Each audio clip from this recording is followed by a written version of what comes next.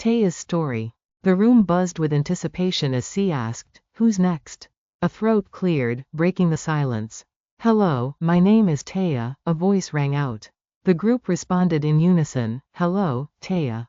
Taya commanded attention. Her fiery red hair and freckled skin made her stand out. "I'm 45, a proud mother of 2 grown sons and 1 adorable grandchild. I run my own wedding planning business. Talk about irony, right? I love my life, it's full and rewarding. My partner? Well, that would be my sassy little dog." The room erupted in warm laughter. "I get where Coco is coming from," Taya continued, "but I know my baggage. I know how to let go, or at least, I thought I did. It's been over 10 years since Marvin passed away." A hush fell over the group. Marvin was more than just my best friend. He was the kind of friend you only find once in a lifetime. Taya paused, collecting her thoughts. "Let me start from the beginning. 25 years ago, my girlfriends Lisa, Brenda, and I hit the town for Brenda's birthday. We were those girls, you know, the ones in the look at me dresses. We always arrived at Rico's lounge right when it opened, scoring prime seats at the bar, which had a large mirror, so you could see what was going on behind you. We'd sit front and center, surveying the whole scene like queens." The group chuckled at the vivid image. We ordered our vodka shots, and after Brenda downed hers, she spun around and declared, "All right, who will kitty me tonight?" Poor things, Lisa started choking, and another woman spat wine all over the floor. The room echoed with laughter. Taya grinned mischievously. Brenda was always a wild child. C stated loudly, "Ladies, behave." Taya said as I was saying, Brenda was a proud party girl, and a blast to be around. About the time our third round arrived, a man walked in, tall, bald, with a thick black mustache, and skin like caramel. He takes a seat at the end of the bar, and all heads turn. For a second, I thought, now that one might have a little sugar in his tank. Brenda says, "Girl, you're crazy," but Lisa disagrees. She says I'm usually on point, but this time I missed the mark. The group laughed again. By the time we got our next drinks, the place was buzzing.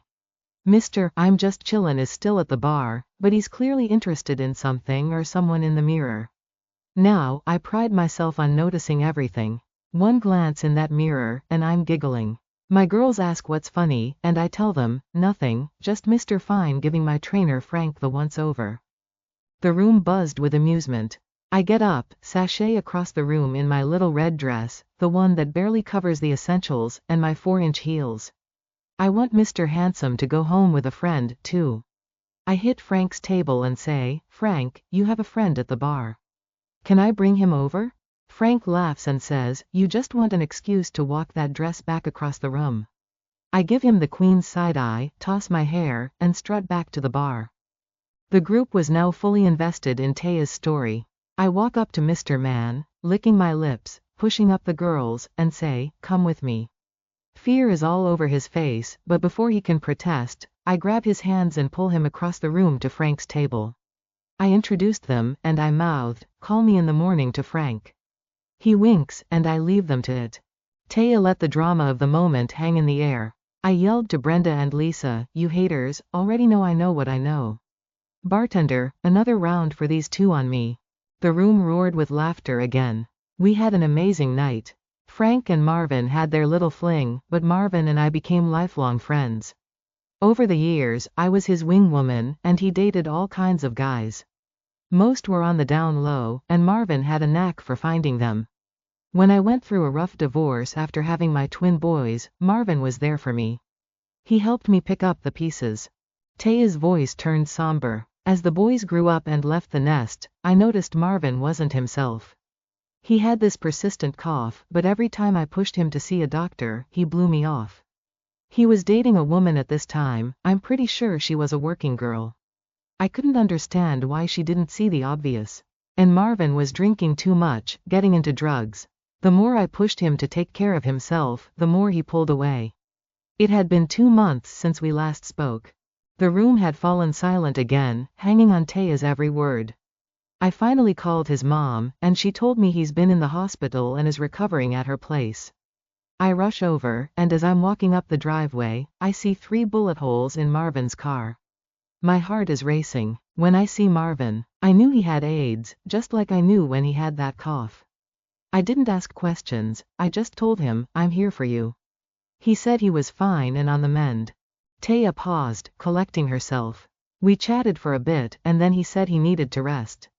As I'm leaving, he tells me about the married man he was seeing, the one who gave him a gift, a miniature coffin with a note that said, "Welcome to the world of HIV." Marvin breaks down, telling me how he wanted to hurt others the way he'd been hurt, how he lost himself in that anger and shame. He tells me he's found God, and he wants to go to heaven. He asks me to pray with him, and as we pray, Marvin's eyes close for the last time.